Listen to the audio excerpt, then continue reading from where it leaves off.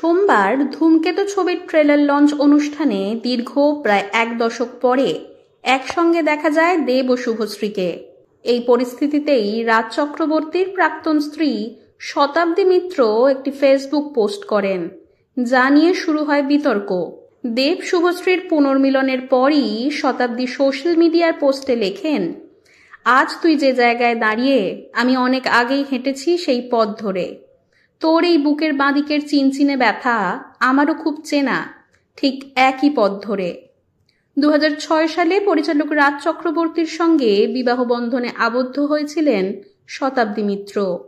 2011 সালে তাদের ডিভোর্স হয়, আর 2018 সালে শুভশ্রী গঙ্গোপাধ্যায়কে বিয়ে করেন রাজ চক্রবর্তী। সম্প্রতি সংবাদ মাধ্যমের কাছে নিজের পোস্ট প্রসঙ্গে মুখ খুলেছেন শতাব্দী নিজেই। এক সাক্ষাৎকারে শতাব্দী জানান, তিনি কখনো চাননি যে তার পোস্ট এতটা চর্চার কেন্দ্রবিন্দু হয়ে উঠুক। তিনি বলেন, আমি কিন্তু চাইনি এইসব, 15 বছর মুখ খুলিনি, তবে মানুষ তো, তাই না চাইতেও কিছু স্মৃতি ভেসে আসে, সেই কারণেই নিজের অনুভূতি শেয়ার করা। শতাব্দী আরও বলেন, আমি জানি ছবির প্রচারে অনেক কিছুই করতে হয়, কিন্তু কোথাও গিয়ে সম্পর্কের দায়ভারও তো সত্যি, তাই না?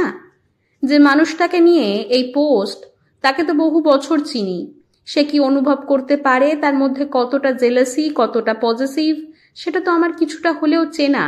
সেই জায়গা থেকে আমার যা মনে হয়েছে তাই লিখে ফেলেছি।